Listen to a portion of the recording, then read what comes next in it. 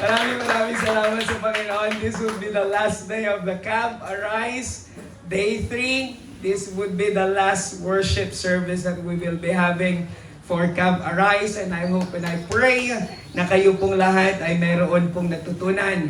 I'm not gonna preach long today. Hindi po ako mahabang magsalita. Saglit lang po ako mag-preach. Ano po?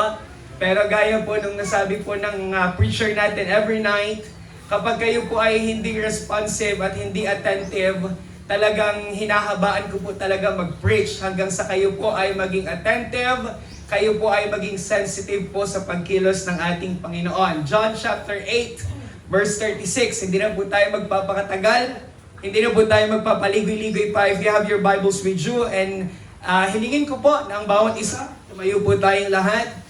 As we give reverence to the reading of the Word of God, John chapter number 8, verse 36.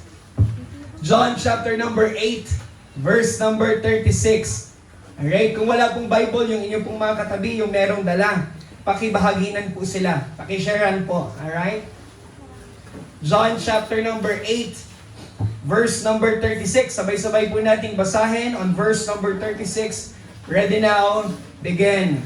If the Son therefore shall make you free, He shall be free indeed. Manalangin tayo, Panginoong Diyos, naming dakila, mga pangyarihan sa lahat. Panginoon, sa umaga pong ito, kami, O Diyos, ay nagpapakumbaba na lumalapit po sa inyong trono ng biyaya. We come before you, O God, today, humbling ourselves, O God, sapagkat alam po namin, sa ganang aming Panginoon, sa kalakasan, karunungan, at buo po naming pagkatao ay wala po kaming maipagmamalaki, maipagmamataas, at maipagmamayabang sa inyo sa umagang ito. We realize and we recognize, Panginoon, that you are a great God. Isa po kayong Diyos na dakila, isang Diyos na buhay, isang Diyos na makapangyarihan. Samantala kami, Panginoon, we are just but dust and ashes. Panginoon, dalangin po namin sa amin pong paglapit po sa inyo at pakikinig ng inyong pong banal na salita. O Diyos, I pray for these young people that are in here today. Speak to their hearts, O God. Kayo po yung mangusap, kayo po yung kumatok ng kanilang pong mga puso. Kayo, Panginoon, ang bumagbag ng kanilang buong pagkatao. O God, I pray that they will live Camp Arise, na sila, Panginoon, nakakilala sa inyo. Ang mga kabataan ay nagsuko ng buhay at makita po namin in the future years, O God, tapat na naglilingkod po sa inyo. Do something today, O God. Lord, ang inyong pong lingkod mahina, ang inyong pong lingkod walang kakayahan, ang inyong lingkod, Panginoon, nangangailangan. So Lord, I pray, fill me with your Spirit. I pray, O God, empower me with thy Spirit for thy service. At ang makita ng bawat isa, hindi po yung talento namin, hindi po yung kagalingan, hindi, Panginoon, kung ano po yung meron kami sa buhay, but your people today would see none other than but Christ. Makita nawa, Panginoon, ng mga kabataan na ito, na ang pinakakailangan nila sa buhay ay walang iba kundi ang aming pong Panginoong si Jesucristo. Lord, I pray, do something, O God, your servant and your people. At ang mga kabataan, Panginoon, we come expecting to you today. Alam namin, O Diyos, na dahil kayo ay dakila, gagawa rin po kayo ng dakila. Dahil kayo ay makapangyarihan, you will do marvelous things today, O God. Speak to their hearts, O Lord. Alisin niyo po, Panginoon, yung mga gumugulo sa isipan. Alisin niyo, Panginoon, yung gawa ng kaaway. Panginoon, help these young people to focus on you today, so that they would be filled with your word, O God. Muli, O Diyos, pinupuri ka namin. Pinasasalamatan, ito po ang aming panalangin sa matamis na pangalan ni Jesus. Amen at amen. Maaari na po tayo magsiya po. Pwede bang pakitapig yung katabi? Yung mga taga-victory dito, kilala po nila ako. Hindi po ako matagal mag-preach. Amen po? Amen. Saglit lang po ako mag-preach. Kaya nga pag may nakikita ko yung mata ay kumukurap-kurap at biglang tumiklop, ay talagang hinahabaan ko po hanggang sa kayo po ay magising. Pangit naman po, ano? Kung tayo po ay sa ML, buhay na buhay. Amen? Sa Facebook, kahit alas 3 na lang madaling araw, buhay na buhay. Ano, sa mga ibang bagay, buhay na buhay. Pangit naman, sa makamundong gawain, tayo ay buhay, samantalang sa pakikinig ng salita ng Panginoon, tayo naman po ay nag-aagaw buhay. Ano? So maganda siguro na yung katabi natin, tapikin po natin, sabihin natin, Brad, gising. Okay? Kung babae yan, huwag niyong tawaging Brad. Girl, gising. Okay? Kasi pag matutulog kayo, wala po kayong mapapala.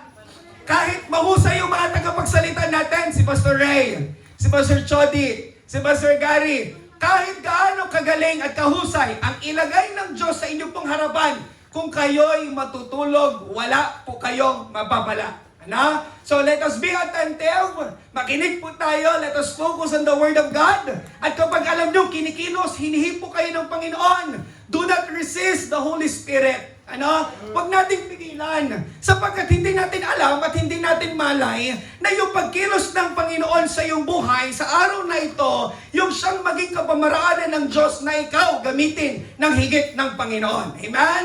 So huwag nating pigilan. Ano? Pag sinabi ng Panginoon, tinatawag kita. Okay? Sagutin mo yung panawagan. Pag sinabi ng Panginoon, gagamitin kita, magpagamit ka sa Panginoon, huwag nating i-resist that, because the more that we resist, the more that we break.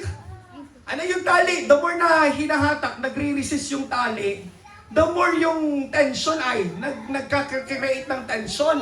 So mangyari, pag malaki yung tension, ang nangyayari yung tali na pipigtas, napuputol. So when God is speaking to you today, dalawa lang yan. Be attentive. Pangalawa, be sensitive. Alright? So ngayon po, pag-aralan natin, yung naging unang tagapagsalita, morning, break free from the bondage of sin. Yung kahapon naman po, si Pastor Gary from CBBC Buwak. Ang kanya pong tinalakay is break free from the bondage of Satan. Today, pag-aralan po natin, break free from the bondage of self. Ang sabi ng Bible sa John chapter 8, verse 36, if the Son therefore shall make you free, ye shall be free indeed. Ang inyo pong lingkod sa umagang ito naniniwala na ang Panginoon ay may kapangyarihan at may kakayahan na hindi ka lang palayain sa kasalanan at sa kaaway na si Satanas, kaya ka rin palayain ng Panginoon sa atin pong mga sarili. Amen? If God can free you from sin, if God can free you from Satan, I believe with all of my heart, God has also the power to break free from the bondage of self. Kaya kung ikaw, puro sarili ang tumatakbo sa isipan mo, isuko mo sa Panginoon at ang Diyos ang magpapalaya sa iyo. Amen? Because the more that you resist, you cannot be changed. The more that you resist, you cannot be transformed. The more that you resist, you cannot thrive. If you want to be changed, if you want to be transformed, at gusto mong lumago, at gusto mong magamit ng Panginoon, you have to surrender yourself. Amen? Makawala sa gapos, makawala sa tanikala, makawala sa tali ng sarili, sapagkat self is a very dangerous thing. Akala natin, yung kaklase natin na bully, ang kaaway natin, may masigit pa po tayong kaaway. Hindi sila, kundi yung sarili po natin. Akala natin, ano nito? Diba? Gusto natin makipagbardagulan, makipagsuntukan, gusto nating tampuyungin, sampigain, tikliin, lahat na. Ano? Pero hindi natin alam sa ating mga sarili, ang pinakakalaban po pala natin, ang pinakakaaway po natin, yung mismong sarili din natin. Yes! Kaya nais ng Panginoon, hindi ka lang palayain sa kasalanan, hindi ka lang palayain ng Panginoon sa kaaway, nais din ng Panginoon na ikaw ay maging malaya sa ating pong mga sarili. Ang isang makasariling tao, gusto niya lagi ng atensyon. Alam niyo ba, nakakalungkot, itong generation, 90s din ako 90s.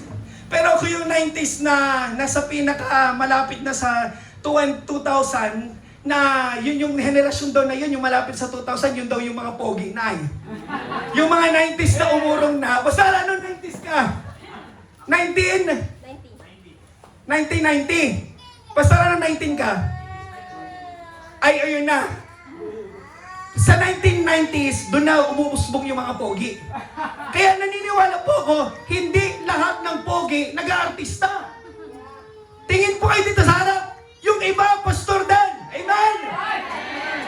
Kaya kung gusto mo ninyong maging pogi, ay, masarap ang maglingkod sa Panginoon. Ano? Tayo ka, tayo ka. Tayo ka. Si Brother Mark, hindi po ganyan yung mukha niya dati. Work in progress po yan. Amen? Na-stress lang sa ministry. Ano? Pero pag ikaw ay nagpagamit sa Panginoon, tiyak nagagamitin ka ng Panginoon. Pero kung ikaw ay makasarili, if you are a self-centered person, selfish ka, hindi ka gagamitin ng Panginoon. Bakit? All you want is attention.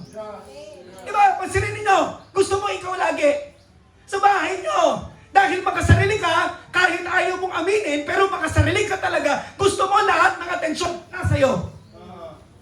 Diba? Oh, binilihan lang yung kapatid ng isang damit, ikaw nakasampu na. Eh bakit binilhan nyo ng damit yan? Ako wala pa. Attention! Ikalawa, ang isang taong makasarili, hindi lang gusto niya ng attention, gusto niya rin ng praise.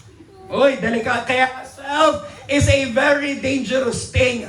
Bakit? Ang mga taong makasarili, self-centered, selfish people, they are people, una, who wants attention. Ikalawa, people that wants praise. Delikado na ikaw kabataan, kapag ikaw ay naging makasarili, naging self-centered ka, naging selfish ka, ingatan po natin yung sarili natin because when that happens, ang Diyos hindi na naitataas sa buhay natin, and when that happens, ikaw ang ibabagsak ng Diyos. Be not selfish. Be not a self-centered person. Una, attention. Gusto niya, pangalawa, papuri. Ikatlo, ang mga makasariling tao, gusto ang limelight. Gusto nila sila lagi ang natututukan ng ilaw. Gusto nila sila lagi ang sikat. Gusto nila sila lagi ang bayani. Ayaw nilang magtrabaho sa likod. Gusto nila lahat ng atensyon, ng papuri, kaya lahat ng ilaw gusto nila nakatutok sa kanila. Alam niyo po ba ang play sa teatro, hindi magiging matagumpay kung wala yung mga tao sa backstage. Di ba? Sa teatro may kurtina. Pag mag-isa mo lang, dahil gusto mo ng ilaw, gusto mong bida ka, gusto mo ng attention seeker ka, you want praise and everything, subukan mo. Ikaw rin yung magtaas ng kurtina. Pastor, paano po yun? Nasa likod yun. Kaya nga, kailangan ng mga tao sa likod para umusad ang isang bagay. Kaya kung attention seeker ka, makasarili ka, self-centered, selfish person ka, mga kapatid, ingat po, because self is a very dangerous thing.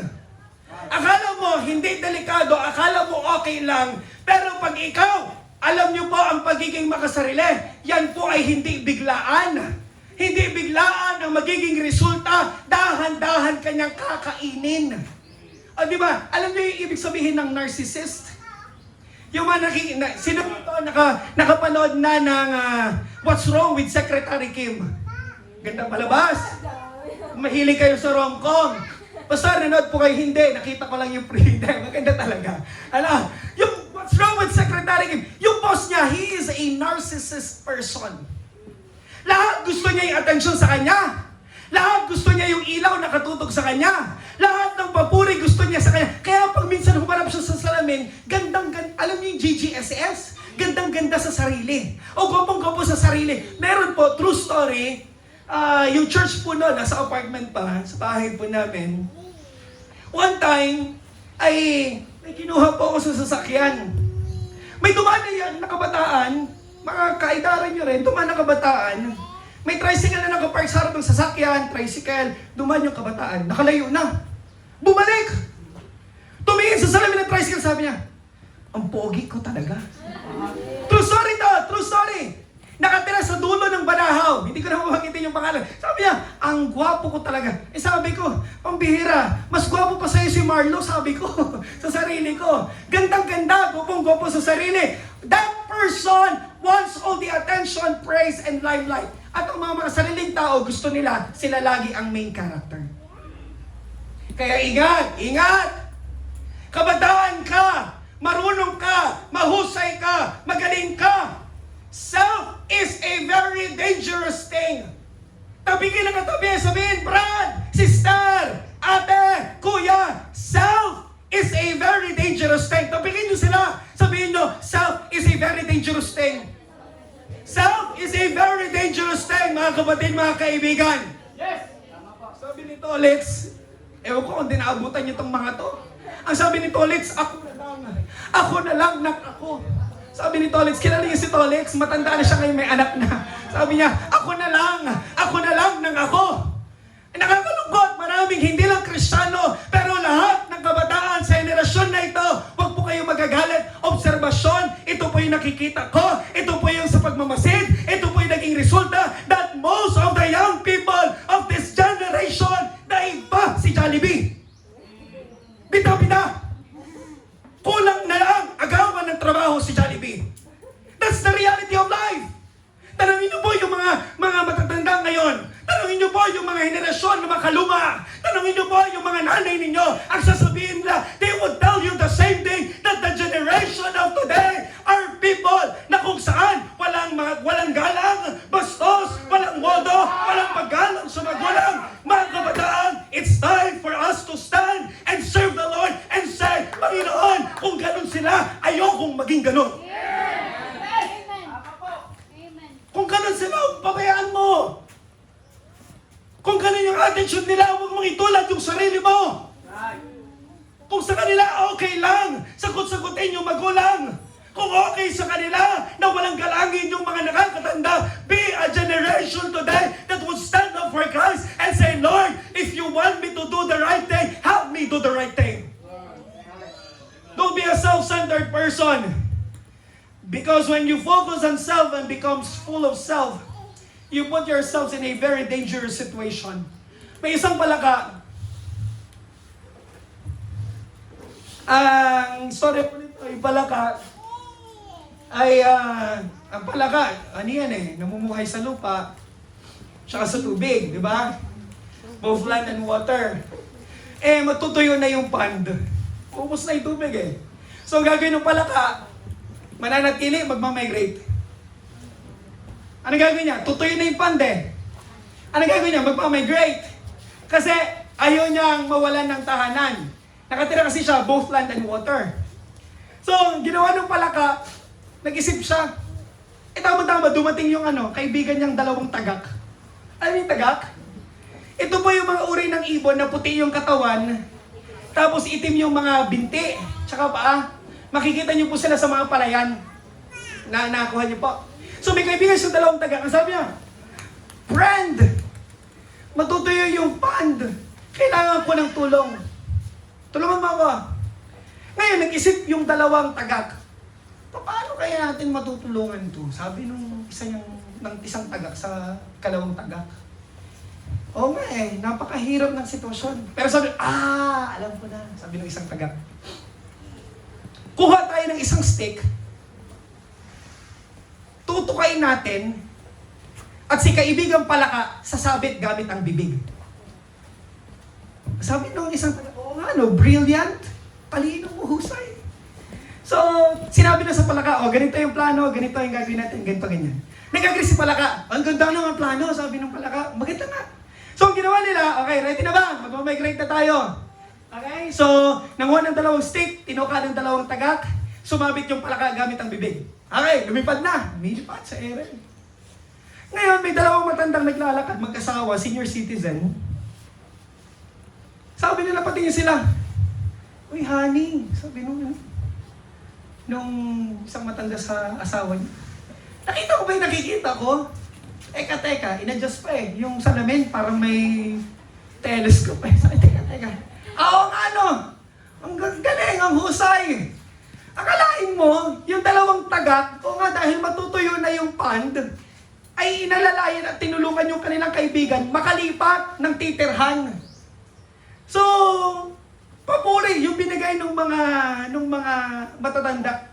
Ang sabi ng mga matatanda, sino kaya ang nakaisip nun? Ang sabi niya, ang husay, ang galing, nakakamangha, kagilat-gilalas, Ang galing-galing ng nakaisip doon. Ang sabi nila, dalaw sa iba. Ang sabi nila, sino kaya ang nakaisip doon? Narinig nung palaka? Narinig nung palaka nung sinabi, sino kaya? Ang sabi nung palaka, ako yun. Sabi nung palaka, anong nangyari? Yung palaka, nalaglag.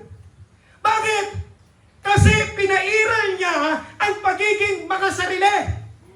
The more that you become selfish, you become self-centered, you become a person na kung saan gandang-ganda, gwapong-gwapo, ang inaalala mo lang sarili mo, yung iba okay kahit mapahamak, kahit hindi sila magkaroon, basta ikaw mayroon. Kapag nangyari po yon, it is a very dangerous thing.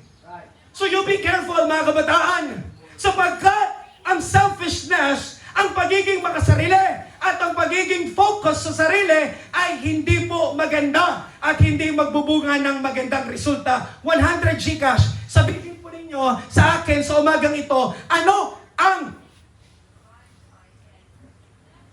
Hoy, di ka nagda-drive. Okay. Ano po ang common denominator ng salitang sin, pride, Lucifer? Though different in meaning and spelling, they have one thing in common.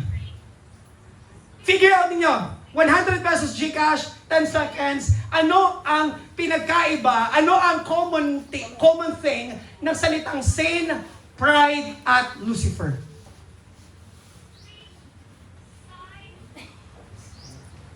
Ano po yung sa bawat salita, meron ang bawat isa? Sin, pride, and Lucifer. 9, 8, 7, yes. Ay! Pastor, hindi nga. Break na din. Yung sin, ano ang gitna? Ay! Yung pride, ano ang gitna? Ay! Yung Lucifer, ano ang gitna? Ay! Ano po yung one thing they have in common? Lahat po lang ito, hindi maganda at hindi kaaya-aya sa harapan ng Panginoon. So if you are a Christian, a member of the church, serving the Lord, working for the Lord, you make sure na kayo ba ay nakasentro sa Panginoon and you are humbling yourself. Why? Because pride and sin is a very dangerous thing. Amen? Ingat po mga kapatid. Ang kaaway na si Satanas, sabi ni Pastor Gary, mapanggoyo yan. Scammer yan. Nang bubudol yan. Nakala mong okay lang, pero hindi pala. So, Pastor, bilisan na po natin. Nakailang minuto na ba ako? Okay, okay pa daw. 3 bagay. Mabilis lang po to, 3 bagay. Okay? 3 bagay. Kung makikinig kayo, mabilis lang po tayo. Una, paano tayo makakalaya mula sa sarili? Una, you have to turn to Jesus. Right. Amen? Ulitin ko po yan. Pastor, how can we break free from self? Number 1, you have to turn to Jesus. Amen? Kinakailangan mo ate, kinakailangan mo kuya, para ikaw ay makaalis, makatakas sa kapos, sa talikala ng kasalanan, at sa talikala ng sarili. You have to turn to Jesus. Because if you don't turn to Jesus, hindi mo mapapalaya yung sarili mo. Right. No matter how hard you try, Jake, no matter how hard you try, kahit anong gawin mo, kahit anong magsusumikap mo sa iyong sarili, hindi mo mapapalaya ang iyong sarili. You have to turn to Jesus. Amen. Lapit ka. Punta ka kay Kristo. You have to turn to Him because the only way to freedom can only be found in Jesus. Alam niyo kagabi, sino nag-preach of freedom? Si Pastor Chody? I found out, ang salitang freedom, from last night, 7-letter word. Iba ba ang terminolohiya ng freedom? Liberty. Ilang letra ang liberty? 7 din. Ang 7, sabi ni Pastor Gary, sa numerology ng Bible, ang 7 is perfection. Walang pagkakamali, walang kulang, walang pangit, perfect.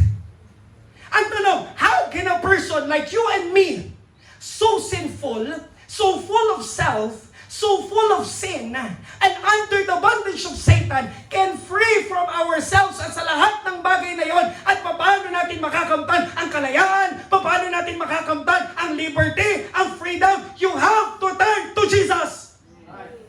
Because Jesus is the only perfect person that lived here on earth na kaya kang palayain. Hindi ka ba kayang palayain ng Baptist? Anong church ka? SRBC. Hindi kayang palayain ng SRBC ang ating pong mga sarili. Pag attend kayo sa church, sa Victory sa Santa Cruz, kahit mag-attend kayo ng 10 milyong beses, hindi kayo kayang palayain ng Victory Baptist Church.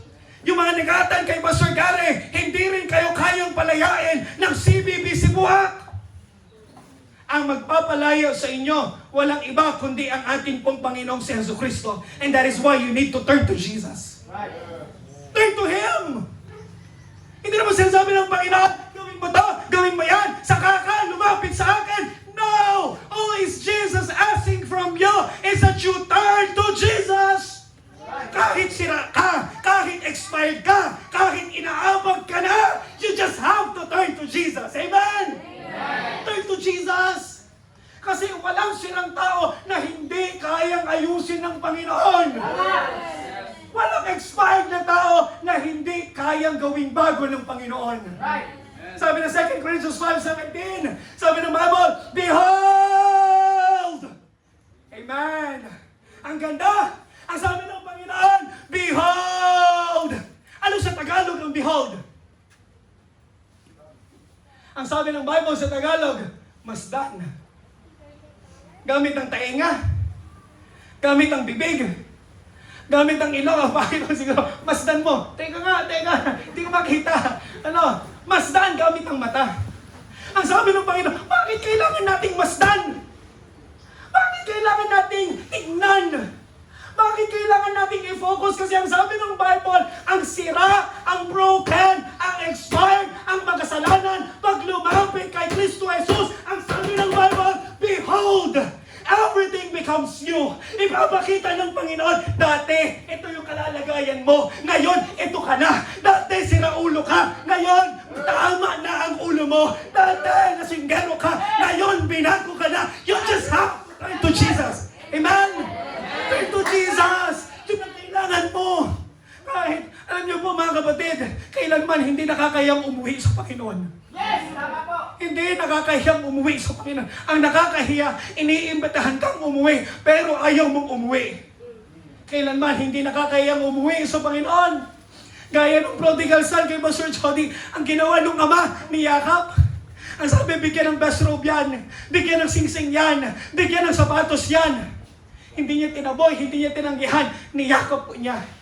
You just have to turn to Jesus. Mga kapatid, hanggang nabubuhay ka sa sarili, ang uhaw hindi napapawi. Gusto mo lang punuin yung sarili, pero hindi mo alam natatapon na pala. Tama. Hindi mapapawi ang uhaw.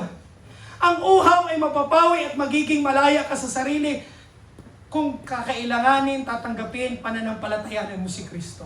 Amen. All you have to do is just turn to Jesus. Hindi relihiyon, hindi church, hindi mabuting gawa, hindi tradisyon. Ang makakapagbago ng sa iyo ng buhay mo, si Kristo. Masarap maging malaya. Right. Kung may iiwan mo po ako, kung tatapusin ko na ito ngayon, 3 salita lang, masarap maging malaya. Tama po. Masarap maging malaya. Sapagkat ang mga taong malaya, ito yung mga klase ng tao na tatagpuan ang tunay nilang halaga. Right. Meron po ako dito ang bottle of water. Sino pong pwedeng maghawak? Para akong tubig, tumutulo din ako. Alright.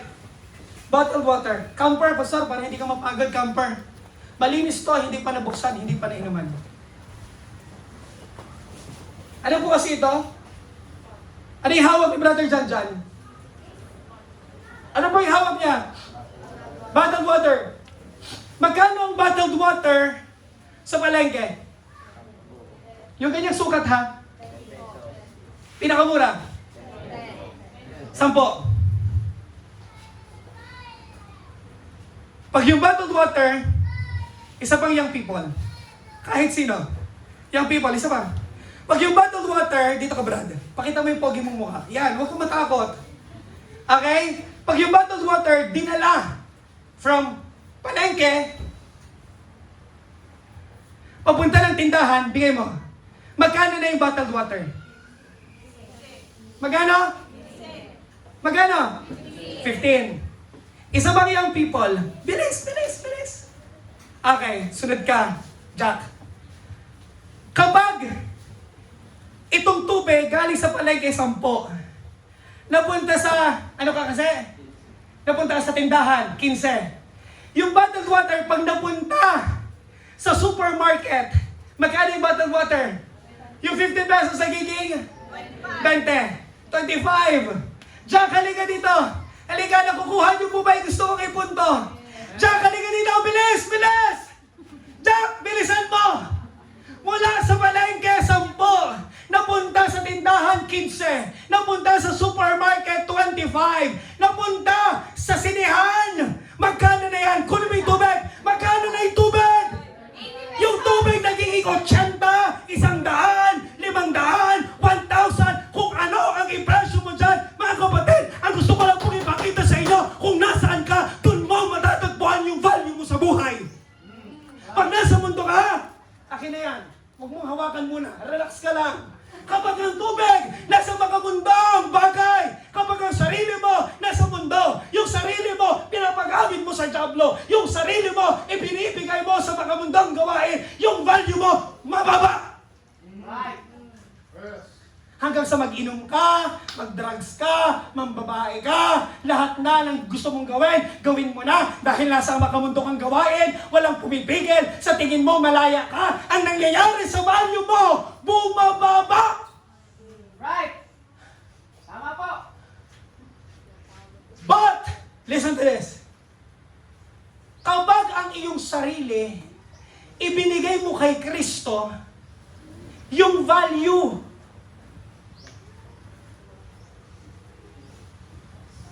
tumataas. Amen. Pag naging malaya ka, yung value mo, nakikita mo ngayon ang tunay mong halaga. Right. Kaya kung nasaan ka, at sa tingin mo malaya ka, nagkakamali ka. Sapagkat ang taong malaya, nasa Kanya. Amen? Ang taong malaya na nasa Kanya ay mga klase ng tao na kung saan natagpuan ang tunay na halaga. Amen? Salamat mga kapatid. Thank you. You know your true value if you turn to Jesus. Right. Sa mundo, ano ka ba? Patapon lang. Pagtapos ka na, iba naman. Pansin nyo? Tama po. Pag naging drug addict ka, nategi ka, iba naman ang papalit sa'yo. Tama. Totoo naman eh. Lasinggero ka, na over ka sa alak, lusaw yung atay mo. O, di ba? Pag namatay ka, sa tingin mo, titigil na, hihinto na yung mga lasinggero sa hindi. Actually, nanganganak pa nga yung nadadagdagan. Tama. You know your true worth and value if you turn to Jesus. Turn to Jesus. Bakit? Kasi, 3 salita, masarap maging malaya. Amen. Yung kalayaan nasa Kanya. Ikalawa, tayo na po ba? Hindi pa. Action. Si Mrs. po, taas mo yung kamay mo. Taas. Ando po, nasa gitna ng dagat. Okay, ikalawa. Number 1, you have to what?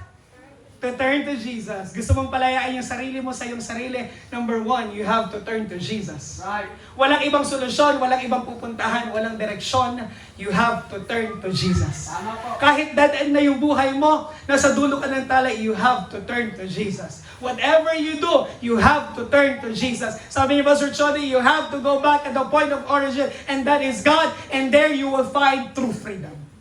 Number 2, alright, buhay pa po ba tayo? Gising pa po ba tayo? Amen! Number 2, kapag ikaw ay pumunta kay Kristo, when you turn to Jesus, you trust Jesus. Walang ibang pupuntahan ang pagpunta mo kay Kristo, kundi siya ay pagtiwalaan mo sa iyong buhay.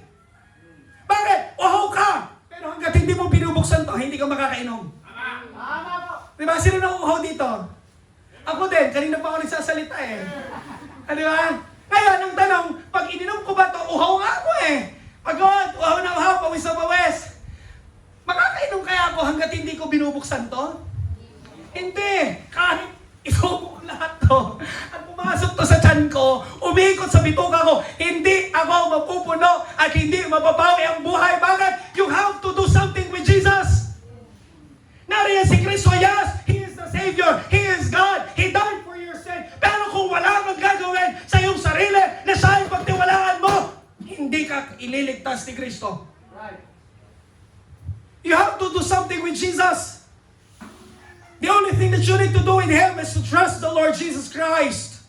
Kung may dapat kang lapitan at kapitan, siguradong makakatulong sa'yo. Walang iba kundi si Kristo. Mga kapatid, you have to trust Jesus. Bakit? Kung gusto mo maging malaya, dahil sabi mo, masarap ang maging malaya, you have to turn to Jesus and you have to trust Jesus. Huwag ka magtiwala sa salamin. Diba? Uso ngayon yan, eh. Mahiwag salamin. Kahit ilang beses mong tanangin yung salamin, harap-harapan, hindi ka kakausapin yan.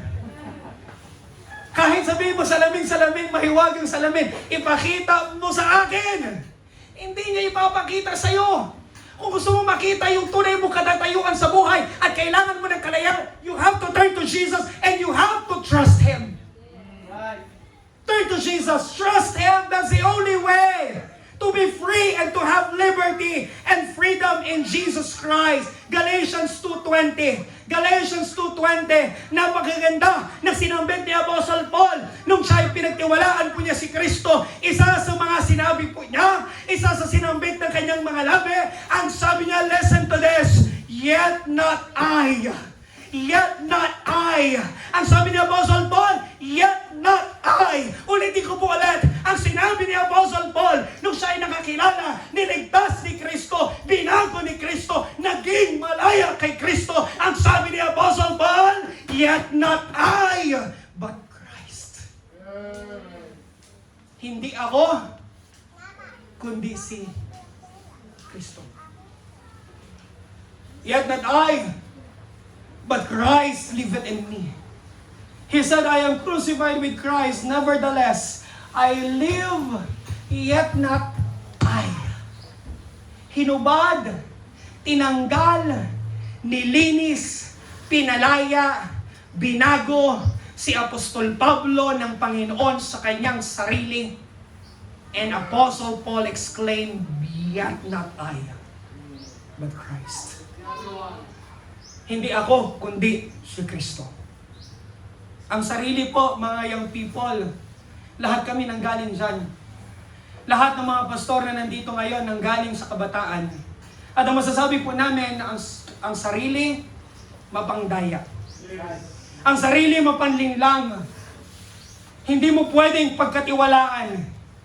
Pero kung meron ka man pagkakatiwalaan ng buhay mo, si Kristo yun. Right. Sana dumating ka sa punto ng buhay mo ngayon na hindi ka pa umaalis ng Camp Arise na masabi mo rin sa sarili mo, Philippians 1:21, for to me to live is Christ and to die is gain. Na hindi na ako, hindi na yung sarili ko. Kung dati gusto ko yung liwanag, ngayon, kahit may nakakakita o wala, nagtatrabaho ako sa Panginoon. Kahit tutusan man ako, hindi. Bigyan man ako ng papuri o wala. Tumayo man ang mga tao, umupo. Magpapatuloy ako sa Panginoon. At para masabi ko lang, sabi ng Bible, Philippians 1:21, for to me to live is Christ and to die is gain. Yet not I, but Christ liveth in me. Hindi na ako, binago na ako ni Kristo. Hindi na ako, niligtas na ako ni Kristo. Hindi na ako, binago niya na ako ng tuluyan. Yet not I, but Christ liveth in me. Mga kapatid, if that happens in your life, God can do wonders in your life. Gagamitin ka ng Panginoon, may gagawin pa siya sa'yo. Right. You just have to humble yourself and say, Lord, not I, hindi ako, kundi si Kristo. Right. Yet not I, but Christ liveth in me. Tama po. For to me to live is Christ and to die is gain. Si Apostle Paul, namumuhay sa sarili nung una nung nakakilala sa Panginoon, ano nangyari? Binago, naging malaya dahil iniligtas siya ni Kristo. Ano na ngayon yung buhay niya? Namumuhay para sa Panginoon. Yet not I, but Christ liveth in me.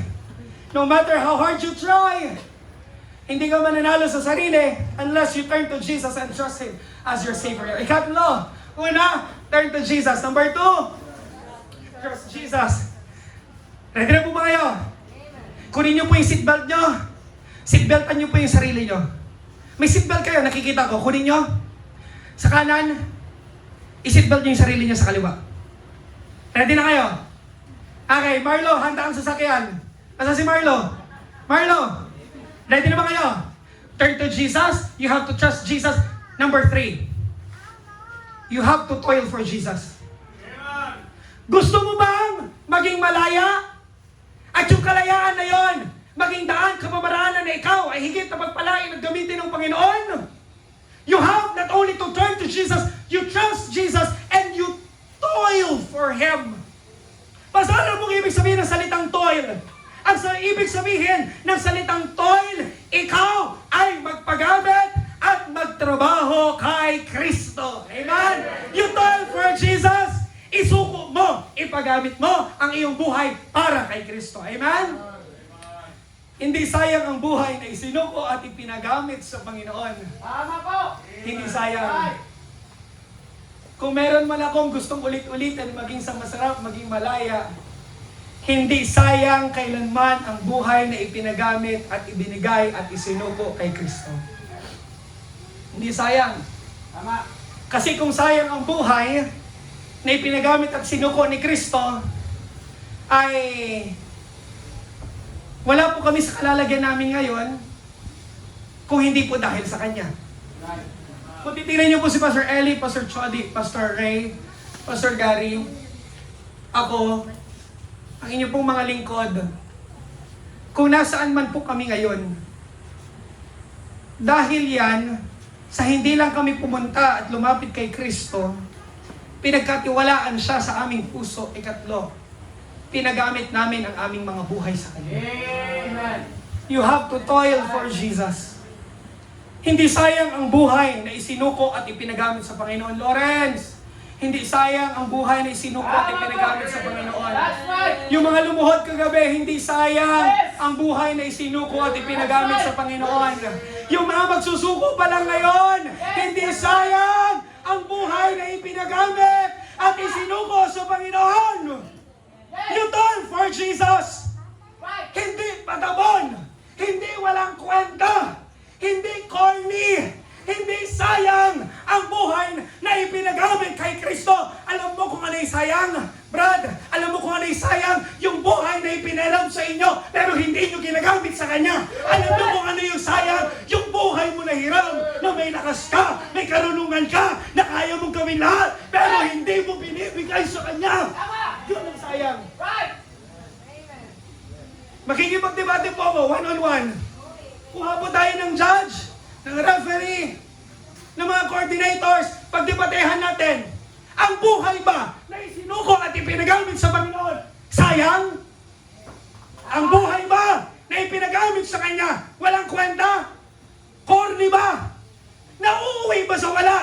Hindi. Yung sayang, yung buhay na meron ka, winaldas mo, ginamit mo, hindi para sa Kanya, kundi para sa kanila. Nakakalungkot yung ganung buhay. Yung gigising ka ng umaga, magsisipilyo ka, kakain ka, tapos bukas, ganun ulit. Papaikot-ikot na lang baga. Routine. Nakaugalian mo na. Yun na yung tagpo ng iyong buhay. Pero pag binigay mo sa Panginoon yan, pinagamit mo yung buhay mo, yung Panginoon, babaguhin ang direksyon ng buhay mo. Right. Hindi sayang. Tapigin niyo yung katabi. Yung mga tulog, yugyugin nyo. Sabihin nyo, hindi sayang. Hindi corny, hindi wala. Hindi na walang kwenta, hindi na uuwi sa wala. Talentado ka nga. Hindi mo naman pinapagamit sa Panginoon. Right. Di ba? Sino hindi mahuhusay sa computer? Ang gagaling nyo sa computer. Mga kabataan kayo, syempre, generation ngayon. Anong generation po ba yun? Z? Or Gen Zs? O di ba? Pero pogi pa rin yung mga millennials. Oh, yung mga Gen Zs mahusay ka sa technology. Pero ilan sa inyo, members ng church, Kristiyano, kulo na tinaringan, pero hindi mo mapagamit yung karunungan na meron ka, kaalaman na meron ka para sa gawain ng Panginoon. Right. Talentado ka eh. Pero pag hindi mo ginamit sa Panginoon yan, hindi ka na talentado. Tama. Di ba? Ibigay mo sa Panginoon, ipagamit mo sa Kanya. Kung sinasabi mo marunong ka, matalino ka, hindi pagamit mo sa Panginoon, marunong ka pala eh. Right. Matalino ka pala eh. Sino dito yung may mga line of 9 sa card? Oh, ang dami niyong matatalino. Wow. Ang dami niyong matatalino. Ang dami. Pero, ilan sa inyo ang nagpapagamit ng buhay para kay Kristo? Matalino pala kayo. Marunong pala kayo. Pero ilan sa 10 ang nagpapagamit ng buhay at karunungan kay Kristo? Right. Pastor, hindi pala. Nung ano pa po pala yon, kinder ako. Hindi, yung ngayon. Rini-reason out natin eh. Malakas ka pala, hindi pagamit mo sa Panginoon. Right. Tama. Di ba, JM? Malakas ka. Pagamit mo sa Panginoon. Right. Yung kalakasan na meron ka, huwag mong hintayin dumating sa dulo ng buhay mo. Malakas ka ngayon, pero darating din sa punto ng buhay mo, pagtanda mo, papayat din yung muscle mo. That's the reality of life. Totoo.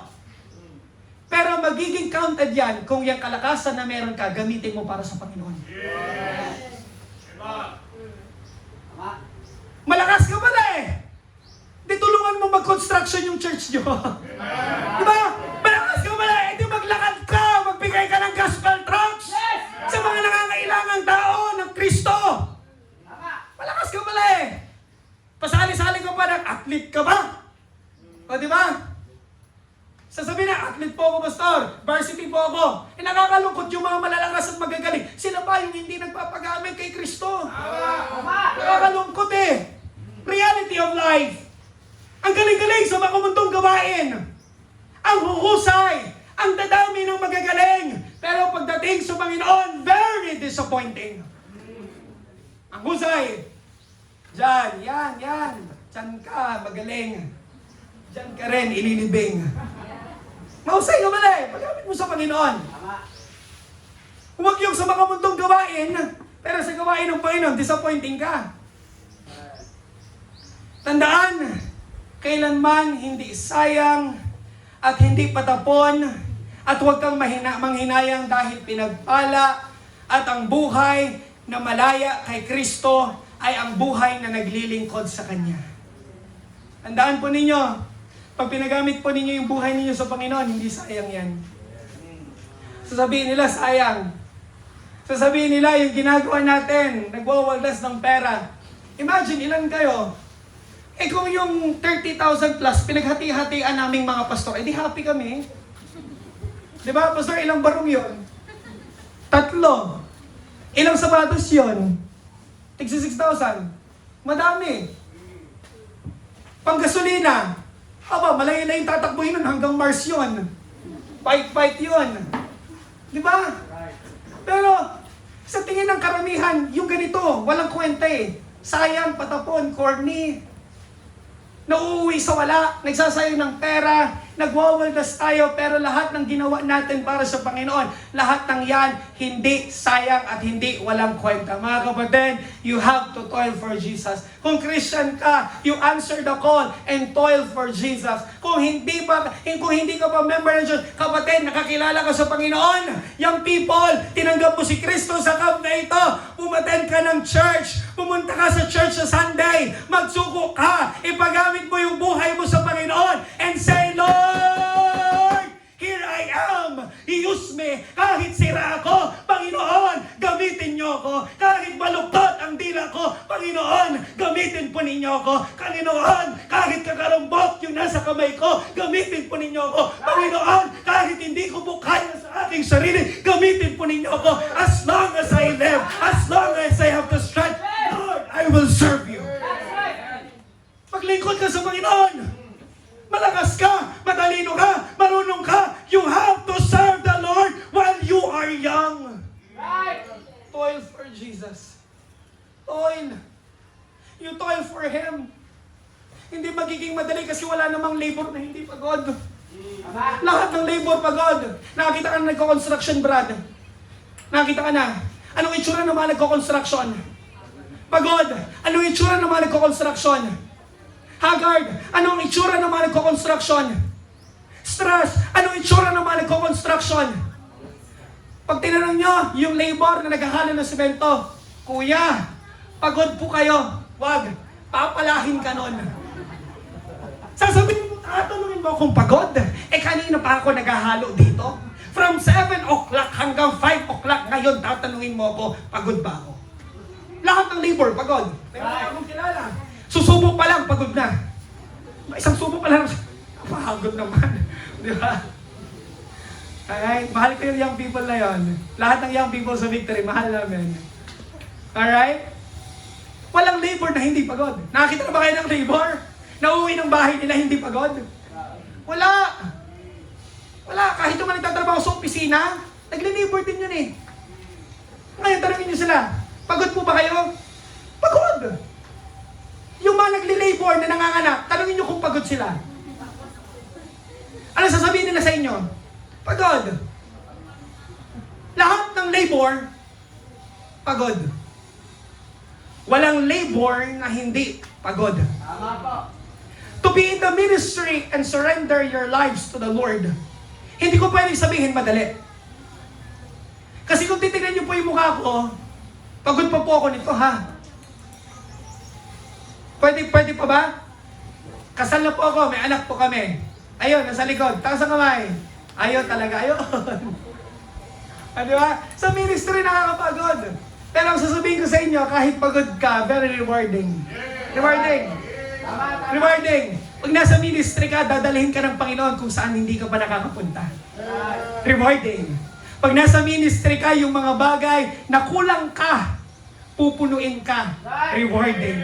Pag nasa ministry ka, pagod, yes. Stressful, yes. You'd be haggard, yes. Pagpapawisan ka, yes. Magtatrabaho ka nga, papawisan ka talaga. Pero may I tell you, when you work and when you give and when you surrender your life to the Lord, you may be tired, but do not quit. Mapapagod ka, pero huwag kang hihinto. Para kanino ka bumabangon? Para kay Kristo. Mapapagod ka, pero huwag kang titigil. Para kanino ka bumabangon? Kay Kristo. Panghihinaan ka, pero huwag kang hihinto. Para kanino ka bumabangon? Kay Kristo. Mahihirapan ka along the way. You'll face challenges, you'll face trials, you'll face hardships in life. But may I tell you, when you serve and surrender your life to the Lord, rewarding. Rewarding. Rewarding. Paano mo madadagpuan ang tunay na kalayaan? You have to turn to Jesus. When you turn to Him, you have to trust Him. And when you have trusted Him, you toil for Him. Amen. Magbungkal ka. Prepare the way. You work hard. I cannot assure you and I cannot promise you na hindi ka mapapagod. Pero kapag naglilingkod ka, yung pagod na yun, pinapalitan ng saya. Amen. Yung pagod na yun, pinapalitan ng kapayapaan. And you can sleep at your bed peacefully at night. And you can almost say, Lord, I have done my best. And you can hear God saying, well done, thou good and faithful servant. Amen. Wala pa eh. Nagre-ring pa lang sa tenga mo eh. Pero parang rinig mo na eh. How much more you have given and dedicated your life. All of your life to God. And when God comes, kinuha ka ng Diyos. There you will hear Him say, well done. Amen. Well done, thou good and faithful servant. God will not call you by your name. He will say, well done, thou good and faithful servant. Hindi ka tatawagin, hindi sasabihin ng Panginoon, Brother Errol, well done, thou good and faithful servant, Errol. He will say, well done, thou good and faithful servant, because sa harapan ng Panginoon, title, names, and whatever you have to put in your name, lahat ng yan, we are all but servants in God. You toil for Him. Una, recap po tayo. Number 1, gusto mo maging malaya sa sarili, ano kailangan mong gawin? You have to turn. Ang tanong sa umagang ito, lumapit ka na ba? Pumunta ka na ba? In-approach mo na ba yung Panginoon sa iyong buhay? If not, this would be the right time that you turn to Jesus. Huwag mo na ipagpabukas. Bukas, ang buhay natin maiksik. Right. Hindi mo alam kung kailan ka kukunin ng Panginoon. Sana wag muna. Hanggat hindi ka pa nakakakilala. You turn to Jesus. And when you have turned to Jesus, the next question is this. Have you trusted Him? Lumapit ka na, may ginawa ka ba? Have you trusted Jesus? Say, Pastor, yes, I have trusted Jesus with all of my heart. 100% po, hindi nag-aalinlangan, hindi nagagapang. Then the next question is this. Ano ang gagawin mo sa buhay na meron ka? I will leave this question to you today. Sa buhay na meron ka, hiram. Hiram po yan. Sa buhay na hiram na meron ka, ano yung gagawin mo? What will you do with your life? Ano ang gagawin mo sa iyong buhay? Let us all stand. Tumayo po tayong lahat. No one's looking around. Nakapikit, nakayuko. Panginoon, maraming salamat. Lord, it has been a wonderful day. Salamat, Panginoon, for visiting us. We can feel your presence today. Oh God, speak to the hearts of these people. Hipuin, bagbagin, O Diyos, ang kanilang damdamin. Huwag niyo po silang palalabasin ang lugar na ito, Panginoon, na hindi po nila ginawa yung desisyon. Na hindi po sila nagsuko, hindi po kayo tinanggap bilang kanilang Panginoon at tagapagligtas. Oh God, I pray, do something today. Oh God, may you prevail. Win the hearts of these people. Win them, oh God, with love to see a generation that would stand and arise for Christ. Yun din po, Panginoon, yung purpose namin, desire ng puso namin, why we have started Camp Arise. Na makakita kami, O Diyos, and we can produce young people of this generation that would stand up and arise for Christ. Oh God, do something today. Gumawa po kayo ng himala. Do something, oh God. Do a miracle. Change, transform. Speak to the hearts of these people that they may surrender their lives to you. Muli, Panginoon, pinupuri ka namin, pinasasalamatan in Jesus' name.